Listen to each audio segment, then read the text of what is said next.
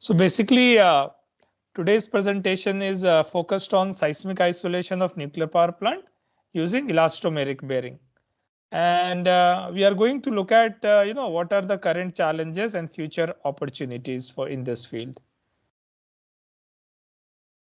Now, the outline of this presentation or the way I have organized is basically first I would be introducing the basic idea of seismic isolation of nuclear structures. Then what is the motivation behind this type of technology or application? Some of the modeling aspect and the experiments that were performed. So this is one of the things that I wanted to discuss. Then how do we do verification and validation? Then some seismic response history analysis results that I have obtained using OpenSys, in fact. And then one of the last topic that we consider and for the beyond design basis of these nuclear power plant is the aircraft impact. We have to show that the base isolated structure are not only safe against seismic response history analysis, but also against aircraft impact. So this you are already aware of, the model of lead rubber bearing. So I'll tell you, this is a part of research work that I did 5 years ago as finishing part of my PhD and also continued during my postdoctoral studies. Okay, so this is kind of a comprehensive presentation that I want to show you. I want to share my experience. A lot of things that we have learned in previous presentations, you will see that how we actually make use of that in actual research. So we looked at determination of mechanical properties of elastomeric bearing, what are the extreme basically behavior under extreme loading, and how do we model it, how do we analyze it, what are the important properties to be considered in analysis, and all those things. And based on that, we can deduce some conclusions. Okay, so what is shown in front of you is basically lead rubber bearing. On the left side, you have the same internal cut schematic and the picture.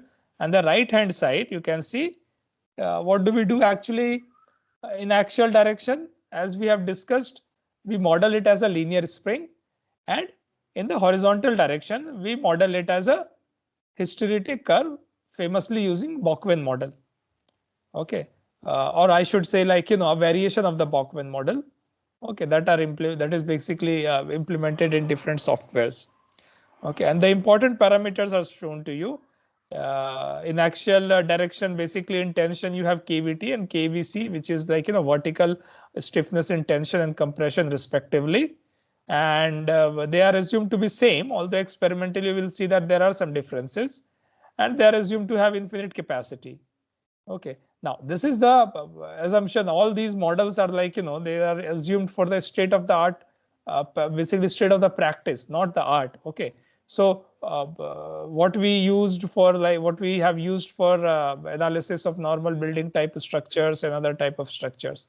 Okay, now as you already aware, seismic response basically works, or the seismic response reduction. If you look at the response spectra, specifically the acceleration response spectra and the displacement response spectra, the way seismic isolation works is actually shifting the period due to flexibility of the isolation system in the horizontal direction. Okay, so let me just so if you look at here, basically due to flexibility in the horizontal direction, the time period increases, and that leads to the decrease in the acceleration response. However, that also leads to increase in the displacement response at the isolation level, not in the superstructure. So to control that, we cannot have large deformation in the isolator. We increase the damping. Okay, so due to increase in damping, basically, again, the displacement is also controlled within the acceptable limit. Okay. Now, this is a basic layout of a nuclear power plant. If you have never seen a nuclear power plant before, okay, different type of nuclear power plant have different designs. This is like, one of the designs. This is a large, basically water reactor.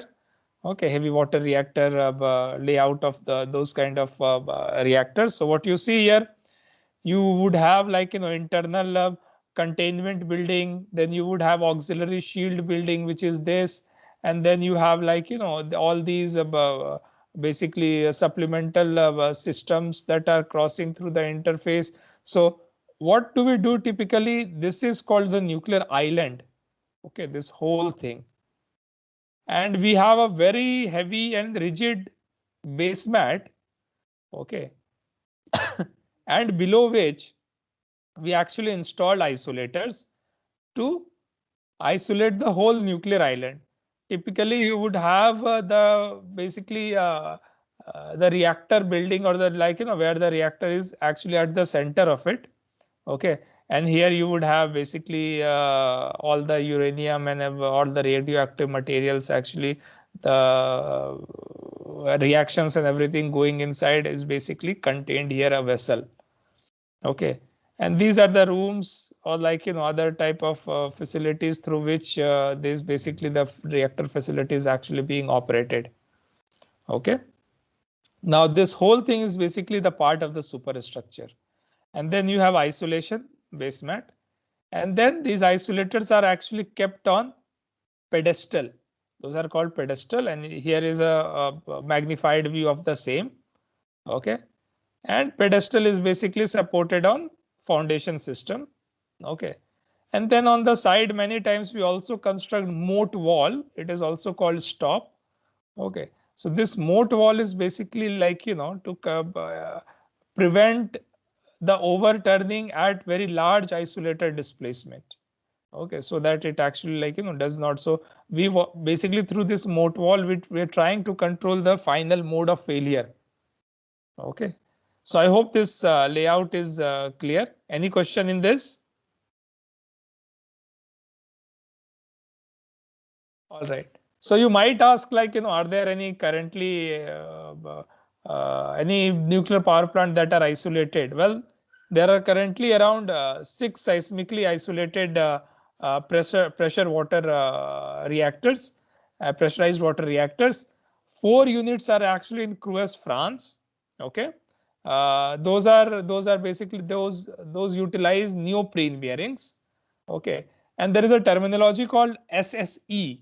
I don't know whether you heard of it or not. It is called safe shutdown earthquake. Okay, so safe shutdown earthquake represents a hazard, an earthquake, and here it is represented by a 0.3 g of peak ground acceleration. Okay, it represents an earthquake, and you can think it somewhat like, relating this to operational basis earthquake and design basic earthquake and like that. But the terminology is a little bit different for a nuclear structure. Okay, so this is designed for shift shutdown earthquake of 0.3 g. Okay, so that it can basically sustain that kind of earthquake 0.3 g and still can be safely shut down for inspection. And after the earthquake, what happens for these structure? We always shut it down. Okay, whenever the earthquake happens, then we inspect the whole system. Okay, and then we look at basically like, in each individual system that all of them are working correctly, and then there have like, there are procedures in place that slowly you start, okay, reactor, okay, over some time. Okay, this is just to ensure safety.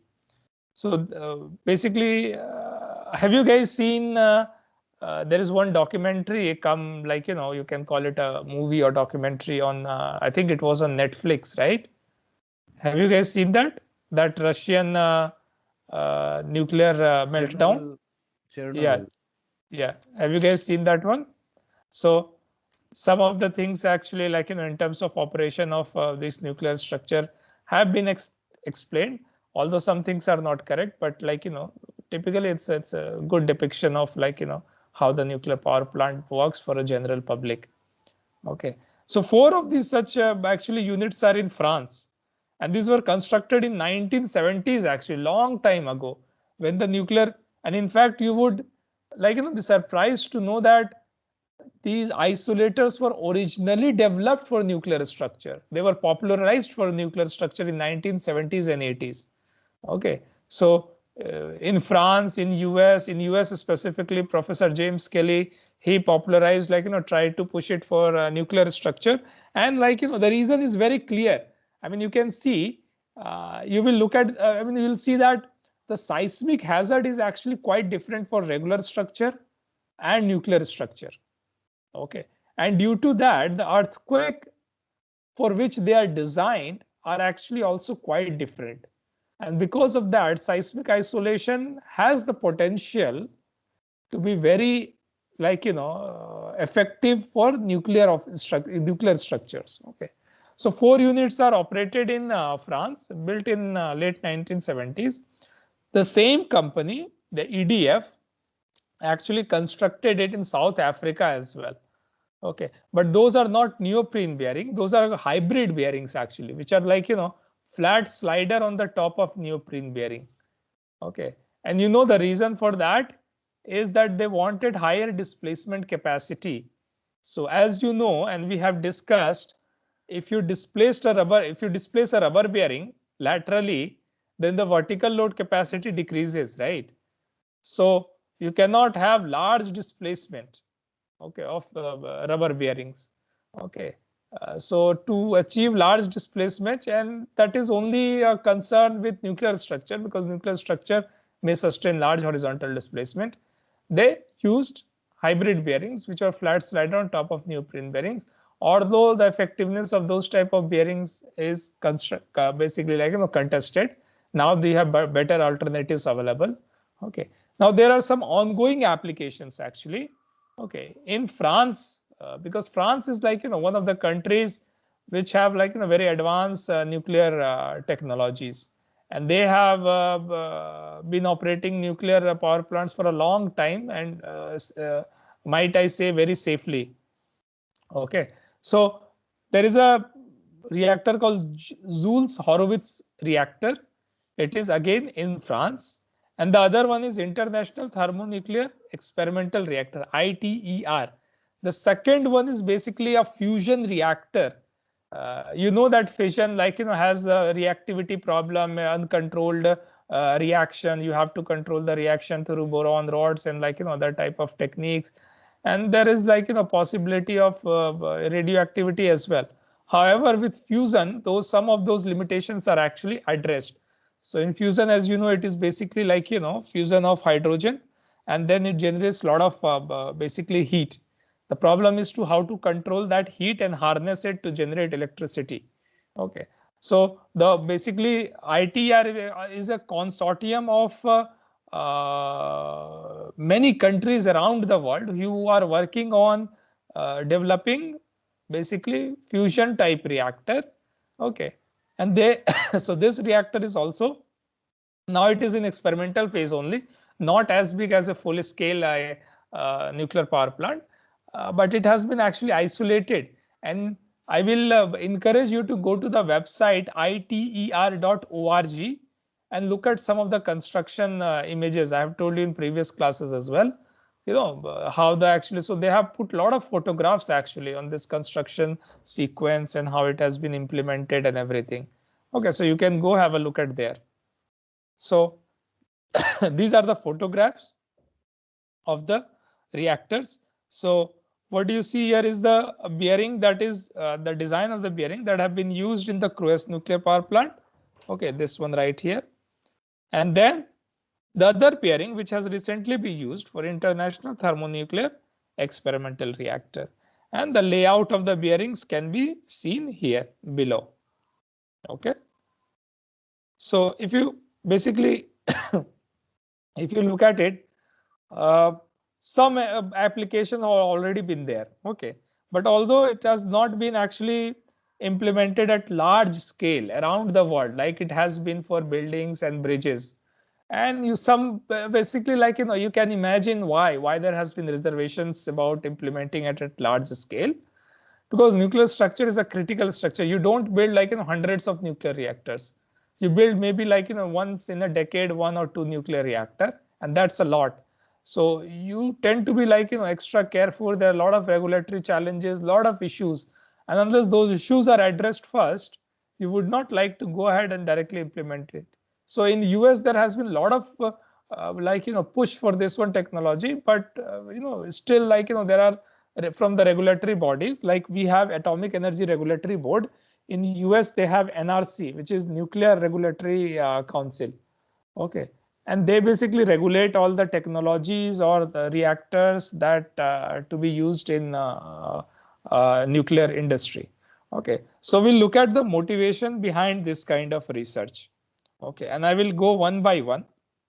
Now, I hope that you are aware, although for our code we do not define an MC, right? But you know that typically in ASC or any other code, the maximum considered earthquake. Okay, so if you want to represent the seismic hazard, a typical building or a bridge may be designed for an MC of 2500 years. What does it mean? That it is designed for an earthquake that has a return period on an average of 2500 years. Okay. However, even the design basis earthquake of nuclear power plant is more than 10,000 years. Okay, so there's a huge difference. Now, what does it mean in terms of seismic hazard? It means that you know that smaller earthquakes are more frequent, right? So can I say if I have a 4 magnitude earthquake, okay, the return period would be smaller. But if I consider a large earthquake like 8, the return period, I mean, you don't see like, large earthquake of magnitude 8 every year, right?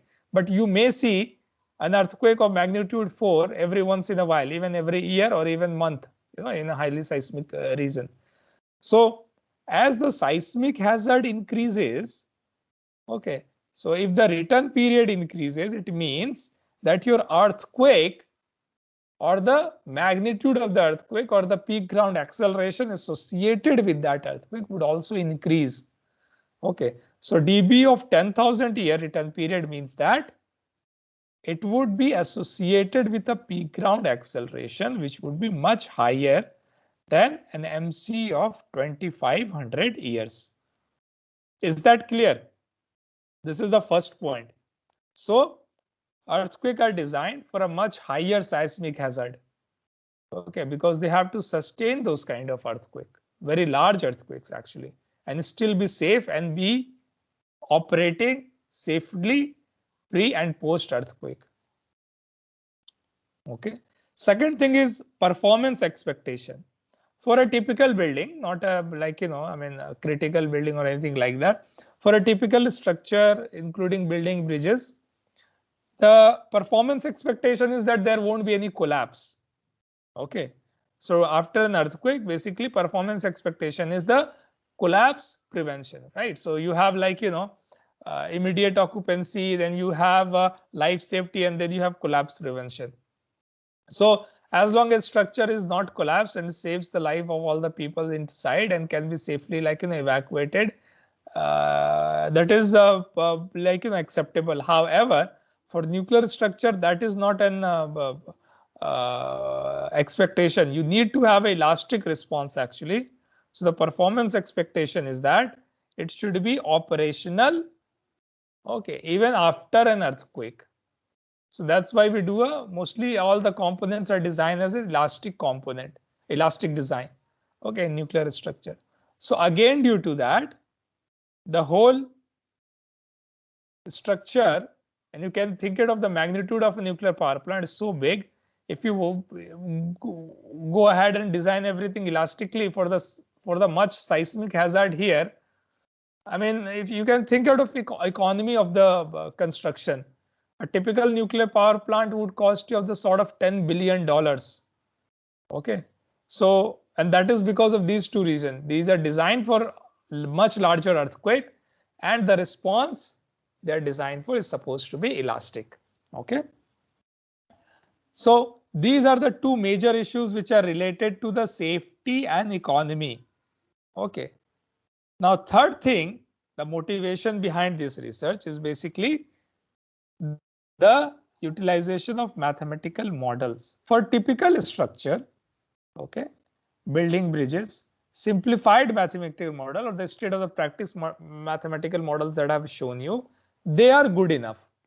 Okay, so those can be used to analyze and reasonably estimate and reasonably accurately estimate the response. Okay, not an issue. However, if you want to obtain response associated with very large earthquake, okay, what happens?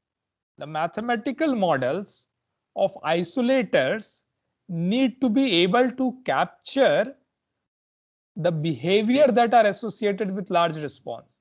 And like, we look at into those, but I've already given you some examples for it, like, you have assumed like, bilinear behavior or like, hysteretic behavior, which is like, almost initial elastic and then post elastic with constant stiffness. However, with large response, what you will see, there is a stiffening in the horizontal direction. The buckling load capacity might reduce and it cannot be assumed constant. There are a lot of other things. For example, lead rubber bearing undergoes heating and a lot of other issues that we're going to look at. So we need advanced mathematical model that can actually capture the response of the isolator associated with very large earthquake. Okay. And then the simplified mathematical models have actually been implemented to numerical tools like SAP 2000, START Pro, and other type of software. However, these advanced mathematical models have not been implemented anywhere because, I mean, first you need to establish or propose those advanced mathematical model, and then you need to implement in some of those softwares. Okay. And in terms of codes and guidelines, for conventional structure, you have ASC 7 for building type structures. You have ASTHO for bridges. And then like, other countries also have like European codes and everything. But for nuclear structure, you don't have much. Although recently they have published now ASC 416, which include a section of seismic isolation. But when the research was started and like, some of the conclusion of this research or the product of research have been actually incorporated in these ASC 416 and the isolation nuclear regulatory document. But initially there were no documents for the nuclear seismic isolation of nuclear structure. Okay, so these are the basic motivations. Okay, and the potential benefit that would come would be in terms of safety, reliability, and economy. And let us see how does that happen.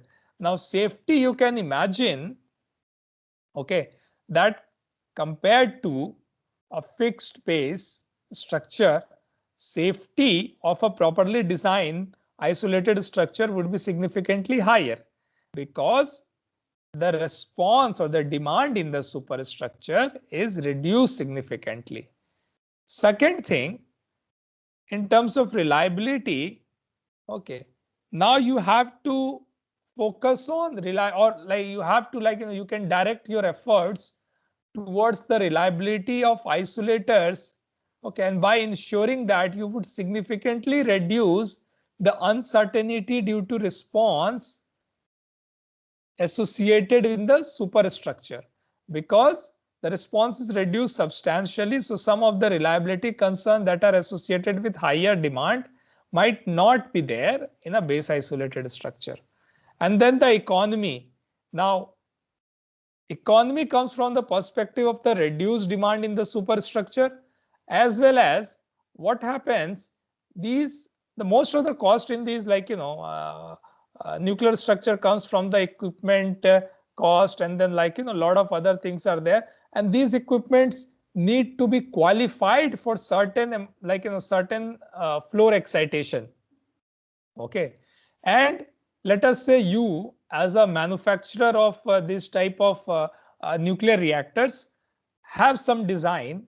Every time you propose a design for a different site, you will need to find out what are the acceleration in the superstructure components or at the location of those components, and then ensure that test those equipments and components and ensure that those are safe against those kind of response.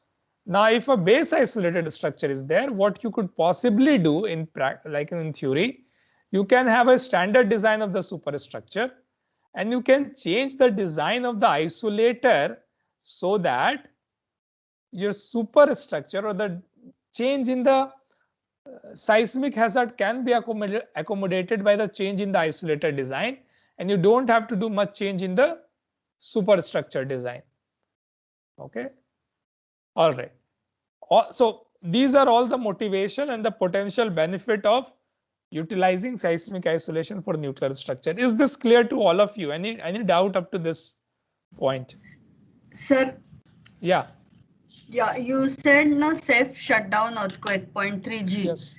Yes. So, for seismic prone areas, can we design this safe shutdown earthquake? Can we consider higher values so that there's no damage to nuclear power plants?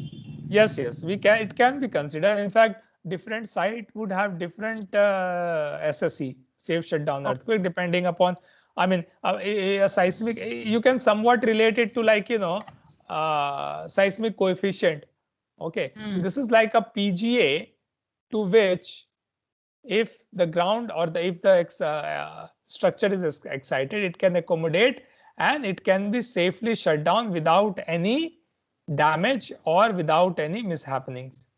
Yes. Okay. Yeah. So different sites would have different shutdown earthquake. Okay. All right. So basically, after looking at the motivation potential benefit, the objectives of this research was to develop advanced isolator models that can capture some of the properties that are associated with extreme response, okay, including heating, buckling, related to tensile or tension in elastomeric bearing, and also stiffness variation of these isolators in the horizontal and vertical direction. And then once those isolators, advanced models are actually, like, established or proposed, then to implement that in different software so that it can be utilized, okay, in all software platforms, including OpenSea's, Abacus, and LSDyna. Then do some experiments. So we have proposed advanced model here, but then you have to verify and validate those advanced model, and also to understand basically the behavior that we expected to have under extreme loading. And one of those behavior was actually the behavior of these bearings under tensile loading. Okay. And finally, if the models are proposed and implemented to software, you need to have some confidence in implementation of those models so that it can be ensured that they provide accurate response, okay, for different range of excitation. And for that, verification and validation is very important so that we can produce high fidelity models that can be used for seismic isolation of nuclear power plants and can be utilized to obtain response with high reliability. Okay. And then once you have the models of elastomeric bearing implemented to different software, verified and validated, we would like to utilize those models to get the seismic response of benchmark base isolated nuclear models of nuclear power plants. Okay. And then investigate what are the effect of isolator properties under extreme loading so that we can characterize the behavior, we can establish which are the critical parameters, and how we can actually incorporate that in the future analysis and design. Okay. So this part, up to this part is up to the seismic excitation. Now, once we typically what happens as per recent requirement, all the nuclear power plants need to be checked again aircraft impact. And the basically performance expectation is that there should not be any undue or unacceptable vibration in the inside the basically nuclear structure because of the aircraft impact. Of course, it should be able to prevent any kind of breach from the aircraft so that it does not penetrate and get inside. But that is typically, these nuclear structures are so strong that it's giving that they do that. So if we want to propose the base isolation technology for nuclear structure, we also want to look at whether the introduction of seismic isolation to nuclear power plant would have any adverse effect in terms of aircraft impact compared to the fixed base structure. Okay. Sir, all right. Yes. What is the typical height of a nuclear power plant? Means aircraft impact, what is the possibility? So typically when you consider aircraft impact, it won't be accidental. Okay. It would Yeah, it's we are considered like malevolent or like terrorist activity or something like that. Uh-huh. That someone like or like through enemy state or something like that. So not for a aircraft like operating at heights like during regular operation. It is very rare. Okay. Okay. All right. So basically, in the state of practice, we'll first come down to like advanced models of elastomeric bearings. Now, state of practice, you are already aware, linear behavior in the vertical direction with the same compression and tension stiffness and with infinite capacity. In the horizontal direction, it is basically idealized shear behavior as shown to you, a hysteretic behavior with initial elastic stiffness and constant post-elastic stiffness with constant yield force Fy and Qd. Okay. However, these are some of the things that I want to show you that are associated with the extreme response of elastomeric bearing. The first thing is the vertical stiffness. So what you have here actually is the vertical stiffness Kv plotted as ratio of initial stiffness. Now what happens if you displace a bearing in the horizontal direction? Okay, the vertical stiffness depends on this delta, where delta is like the horizontal displacement. Okay, so as you can see, my initial stiffness is vertical stiffness is AE by TR. Okay, and this factor in bracket is basically accounts for the reduction due to lateral displacement and your vertical stiffness decreases. Now, typically, if you look at it, okay, if delta is not very large, for example, what is being plotted here is lateral deformation as a ratio of radius. Okay, so initially, if the lateral deformation is not large, let us say up to 25% of the radius, okay, you don't see much reduction. It is almost 1 or let us say 0.97, 0.98 like that. However, as you increase, it reduces sharply. Okay.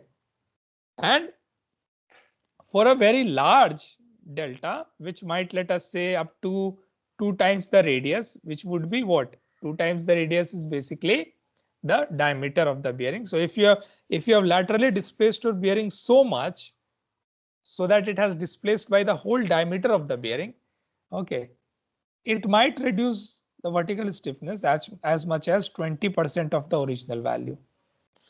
Okay, so keep that in mind. Vertical stiffness decreases with the lateral deformation. And this we typically don't consider in the state of the art model because we consider constant stiffness. Okay. Second thing is the tensile force. Now you might not have like looked at this aspect. Okay. Now what will happen actually? Tensile force would typically not be generated. Why? Because you have the whole weight of the structure, okay, coming onto the bearing. Okay, so to develop any kind of tensile force, first the dead weight of the superstructure need to be exceeded, which like in itself is like very high. Okay, plus it has to exceed certain load to actually develop any tensile force. So most of elastomeric bearings are what? They are in compression, right? And we consider the behavior in compression and shear. However, when we consider the extreme excitation associated with nuclear structure, and if you consider the bearings at the perimeter, for example, if I look at or if I show you, let us say this bearing is there. Now, there might also be rocking motion, right? So what I want to see here, show you here, let us say, let me draw here. There might also be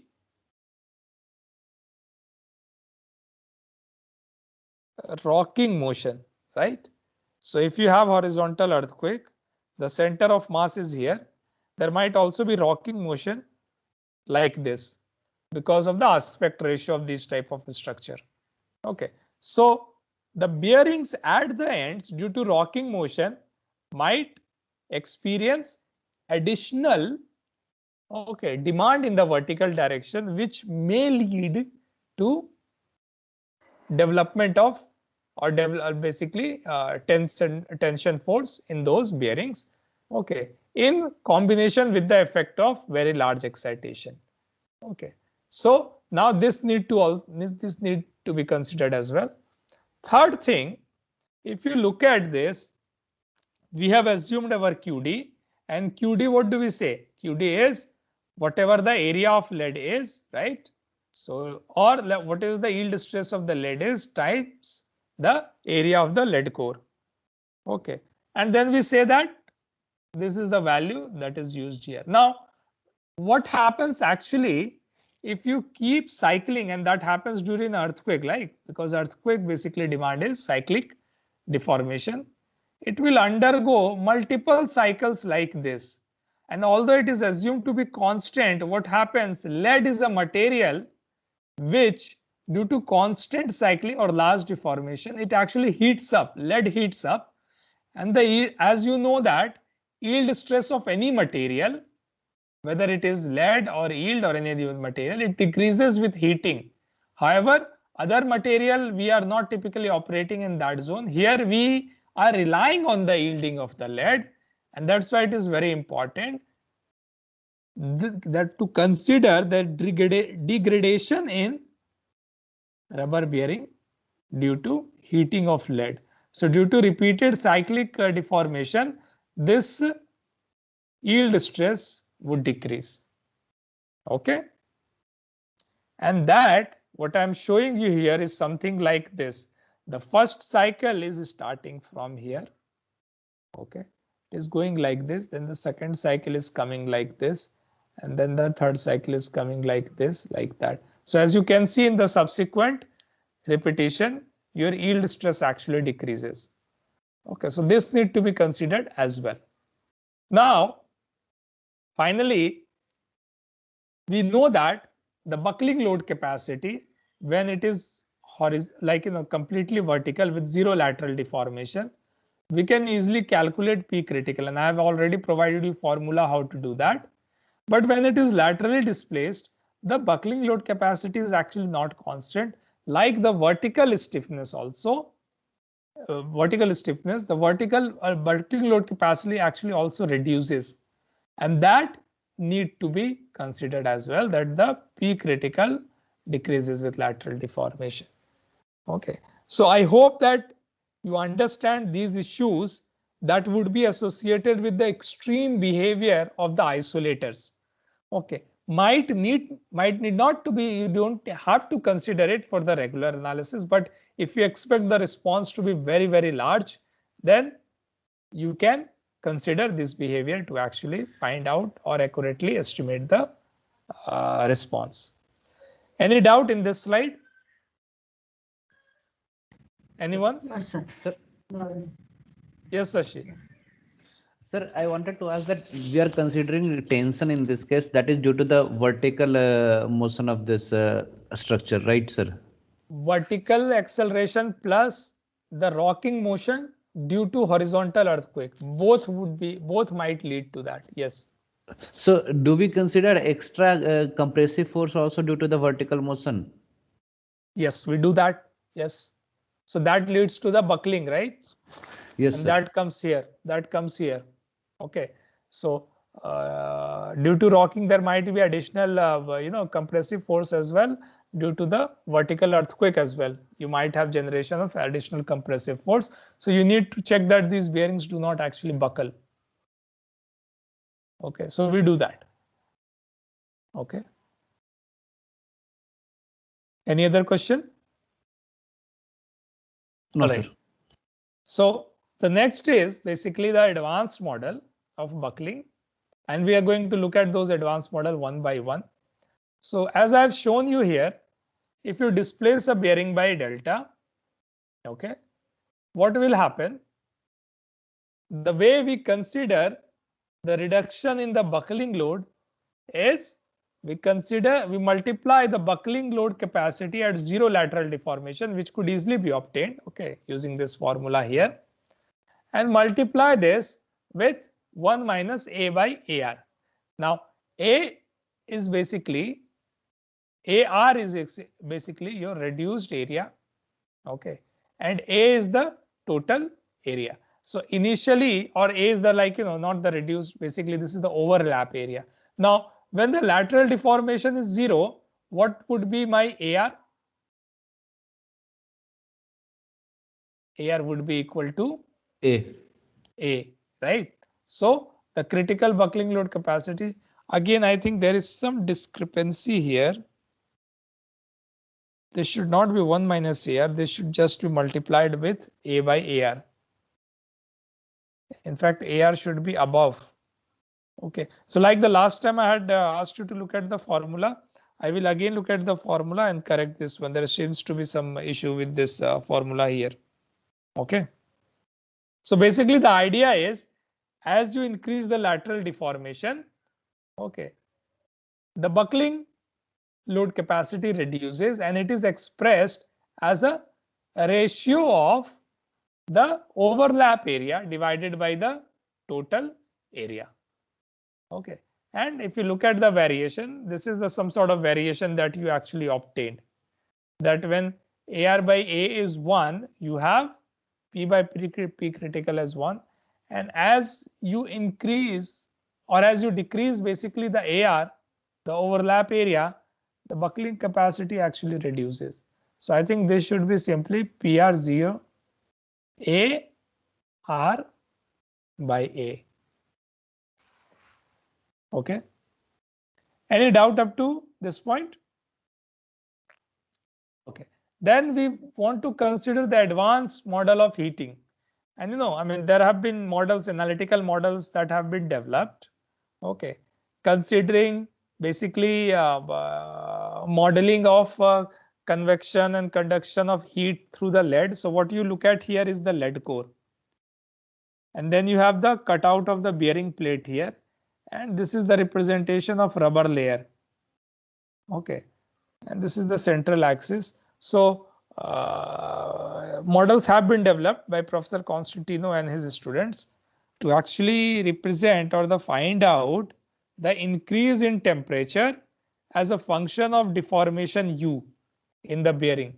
So as I said, under large deformation, bearing would undergo basically degradation, and the temperature rise in the lead can be estimated using a relationship that has been proposed, and the QD, okay, can be obtained as a function of this delta T, and both these formula are there. I have not written it here just not to confuse it. It comes out to a very complicated formula, but I have written both formula here. Okay, and through this model you can incorporate heating in your advanced numerical model. Okay. Similarly, when we consider advanced model that includes the coupling, and coupling is basically reduction in vertical stiffness due to lateral deformation and reduction in horizontal stiffness as well. Remember KH, what we had considered, horizontal stiffness is GA by TR. Right? Now this GA by TR would be reduced if you have a lot of axial load actually, because can you imagine if the bearing is under substantial axial load, okay, it would be easy to actually push it horizontally. Okay, because if you have a bearing in this, let us say in this position, okay, very large axial load, the force that is required to actually push this bearing would reduce substantially, because this axial load here would produce substantial geometric stiffness, which would reduce the effective horizontal stiffness. Okay, so you can look at the top how the vertical, and these are all experimental data, how the vertical stiffness as a ratio of initial vertical stiffness reduces with the lateral deformation. Similarly, what I've shown you below is basically the shear force, okay, as a function of horizontal displacement, so shear hysteresis loop. But what happens as you go or as you increase the lateral deformation, your P critical would reduce. So we utilize this simplified formulation, although the exact formulation is a little bit different, but this very well capture this behavior, this softening behavior that you see. Okay, so as we, even if you keep the axial load constant, if you increase the lateral force, lateral displacement, your P critical would reduce. If the P critical reduces, this ratio would increase, right? And so the horizontal stiffness would again decrease if this ratio would increase. And as you can see, as large deformation, it has almost become horizontal. That means KH is much smaller than 1, very small. Okay, are these points clear? Any doubt? Yes, sir.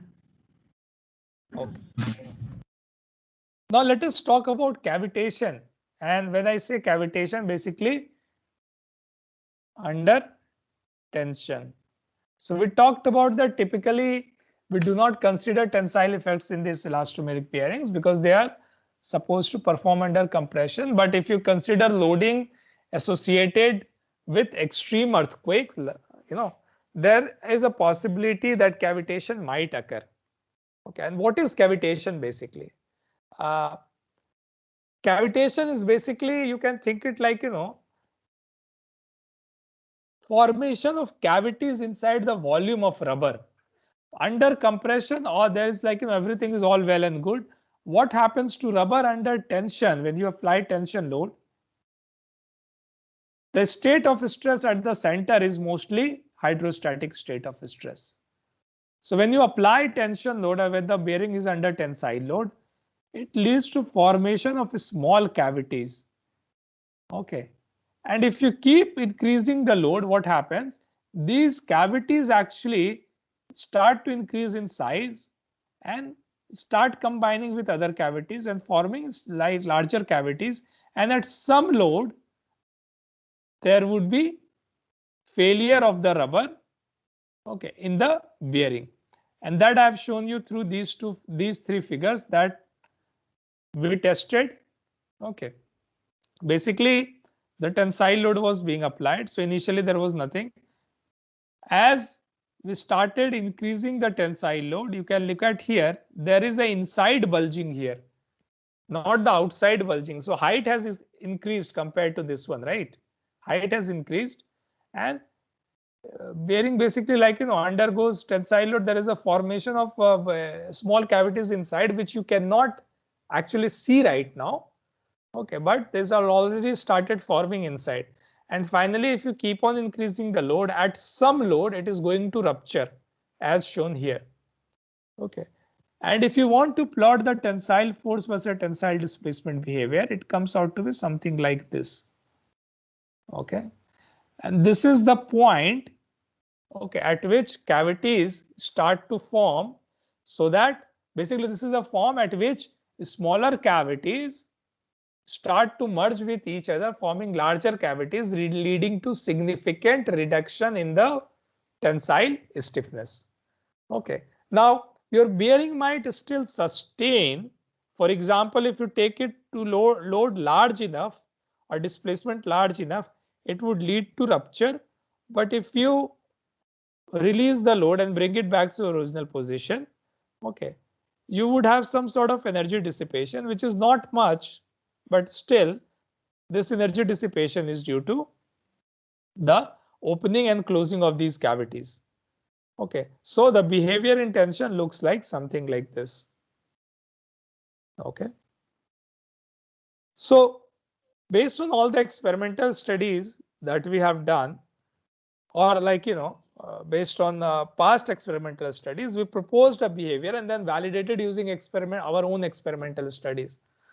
Okay, so overall, the way we represent it, we say that this cavitation actually occurs at stress value of 3 times the shear modulus, and that is an experimental observation.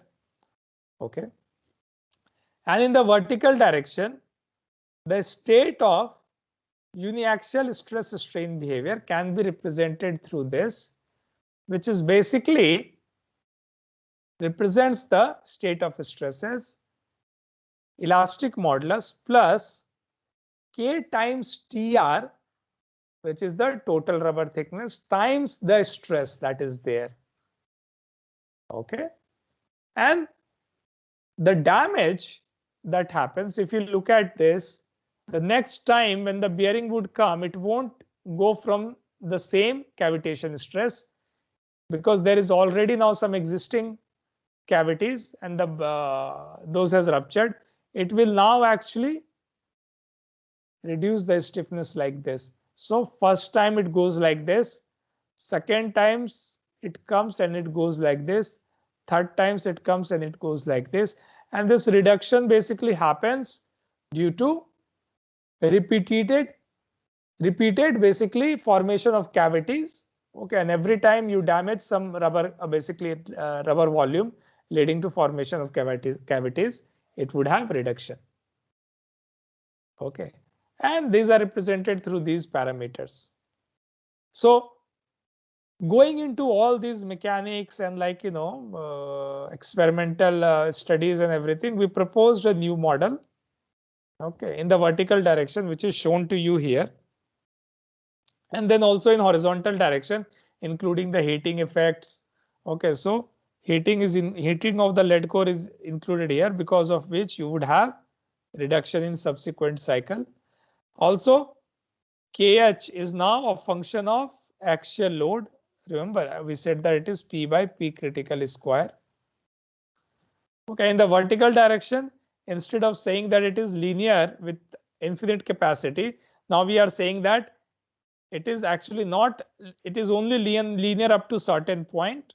Okay, but it does not have infinite buckling load capacity. It buckles at the instantaneous buckling load P critical, and then in cavitation, it cavitates at load of Fc, and Fc can be obtained as 3G, which is the cavitation stress times the area.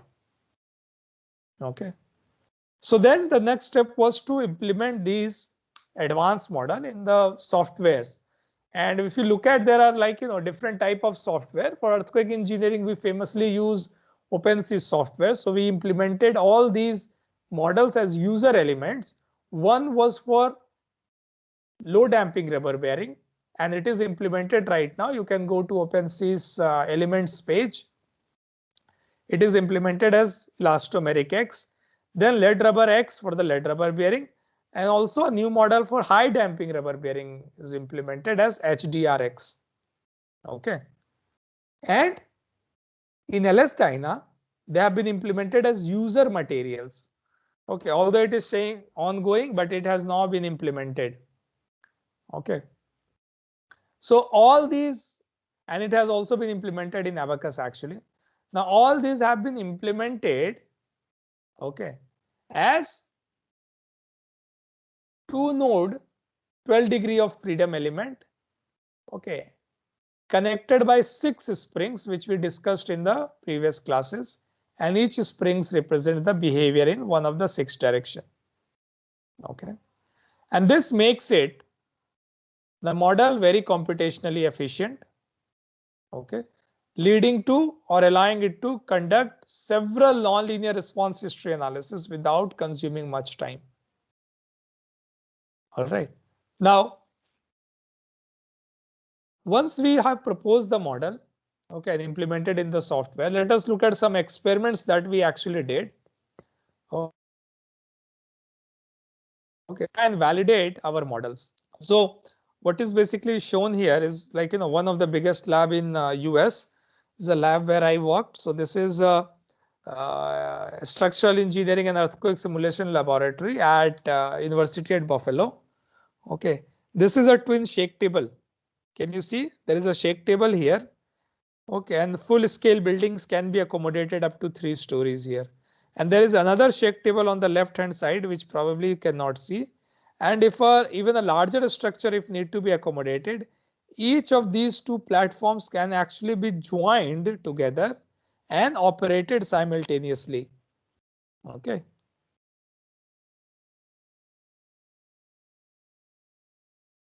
So basically, this is the setup that I used for my experiments. So what do you see here actually? So let me first go. This is the bearing. It is installed between a loading beam which provides horizontal excitation, and there is a load cell below. Okay, and this is the bearing. So I'll show you the magnified view. This is the bearing. It is connected to the loading beam above, and then there is a load cell below. Okay. So horizontal load is applied in the horizontal direction through this actuator that you can see. And also there are two vertical actuators to control and apply vertical loads.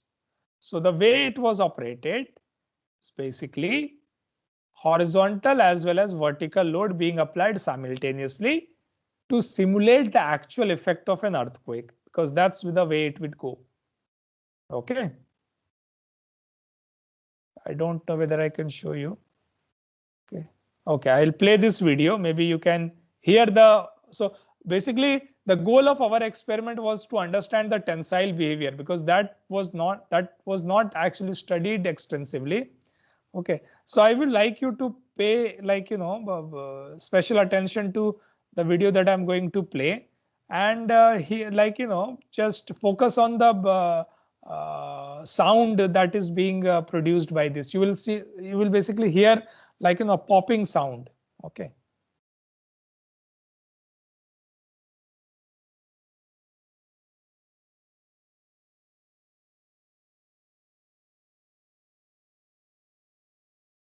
Did you hear the popping sound? Sir, there is no sound from the system. Okay, okay. I don't know how I can show you that, because there is sound on my side. Maybe it is not coming on your side. I don't know presentation sharing allows that or not. Okay. But Sir, you can anyway, send us this video. We will have a look on I that. will send you. Yeah, basically, what is these videos are all confidential. The manufacturers typically don't want these videos to be publicized. Okay, so that's why it is not actually uploaded anywhere. So that's why you don't see a lot of failure videos of the bearings. But basically, what I'm trying to explain here, under the pure tension load, can you see that there is formation? Basically, it is already extended, right? And here what you see actually, one layer of rubber in which there has been an extension. So this is the layer of the rubber in which the cavities have actually combined together and led to large vertical tensile deformation. And if we keep applying the load, it formally leads to actually failure of the bearing. Okay. Similarly, we also wanted to see that was pure tension, but in reality, base isolated structure, the vertical loading would always be accompanied with the horizontal displacement. Okay, so that's why we applied in the horizontal displaced position as well. And again, you can see the bearing failing here. Okay, so we measured the load, we measured the deformation, we measured the capacity, to compare the basically capacities of different, basically behavior of different bearings under tensile loading. Okay, and these basically, I mean, we tested a lot of bearings. We tested like 16 bearings. What I have shown you here are basically deformation or the final damage state of some of the bearings. If you look at here, this is failure under pure tension. This is failure under tension plus shear.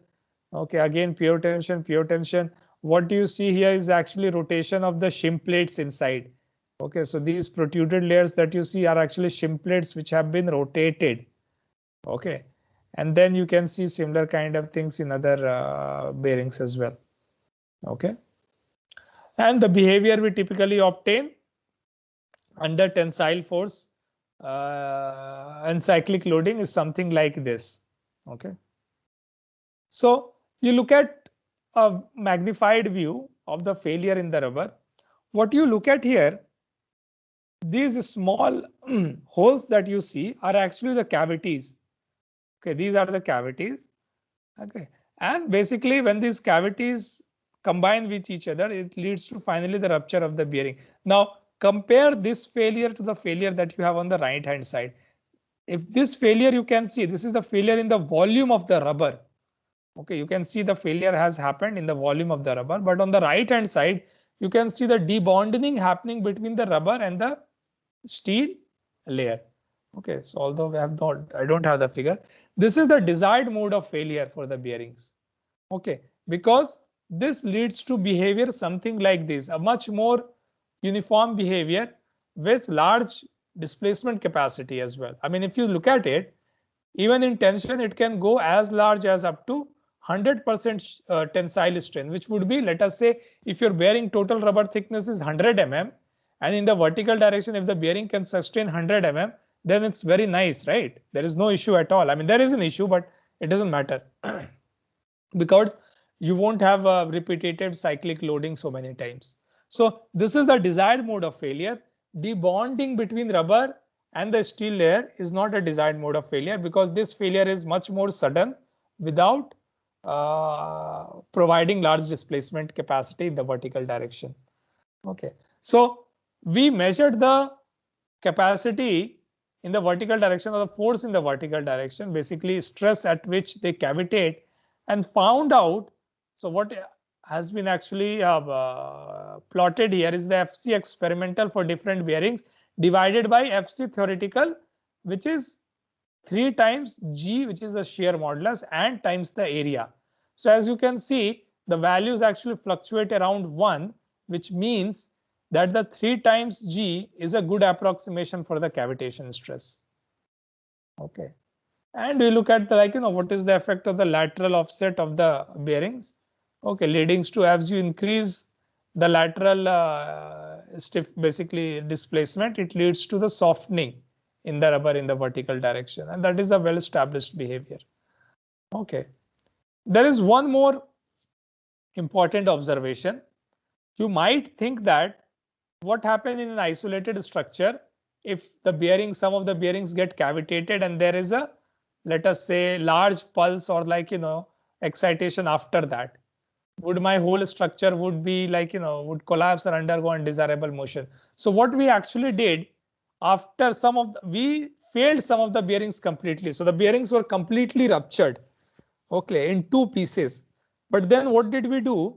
We put it back together, these bearings, okay, and again tested those bearings in the horizontal direction and in the vertical direction, especially in compression, to see if the properties have changed or not. And if you look at it, properties have actually, they change very, very little, especially at different axial. So typically, what do you think the typical service load axial pressure on a bearing would be? Now you have done some design examples. What is the typical axial pressure on a bearing, elastomeric bearing? It is typically 3-4 MPa for nuclear structure. For regular structure, even higher, 5 to 7 MPa.